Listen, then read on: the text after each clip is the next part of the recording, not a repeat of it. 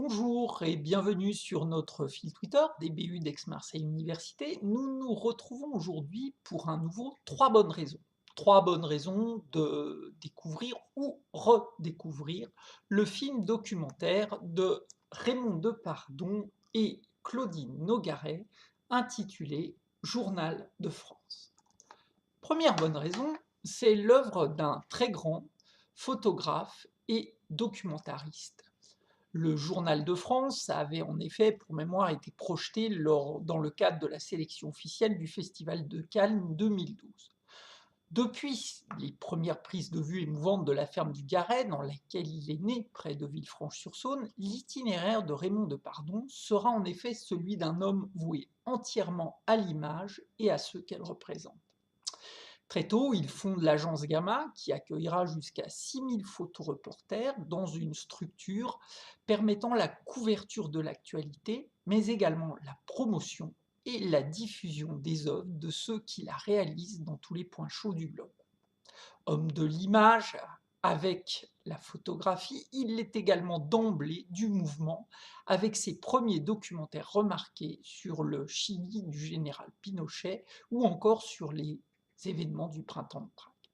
À ce titre, on se souvient avec émotion de sa célèbre interview de l'anthropologue française Françoise Clause, alors retenue en otage sur les bords du lac Tibesti, scoop diffusé à 1 heure de grande écoute.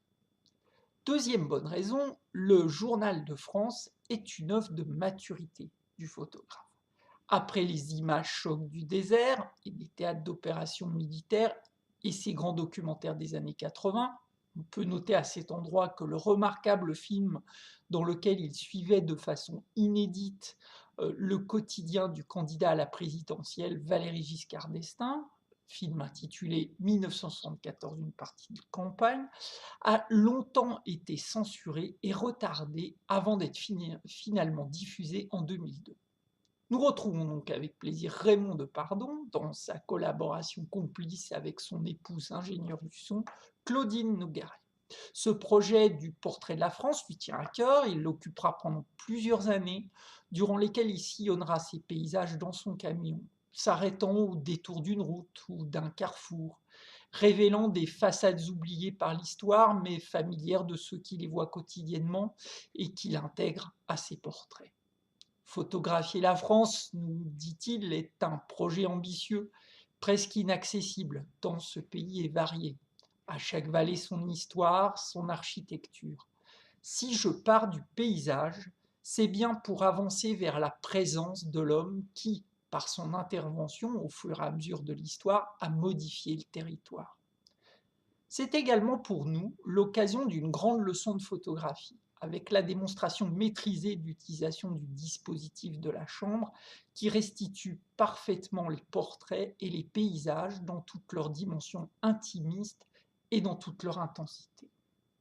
Troisième bonne raison, le Journal de France est une œuvre qui s'élabore et s'éclaire dans un mouvement rétrospectif sur l'œuvre de l'artiste.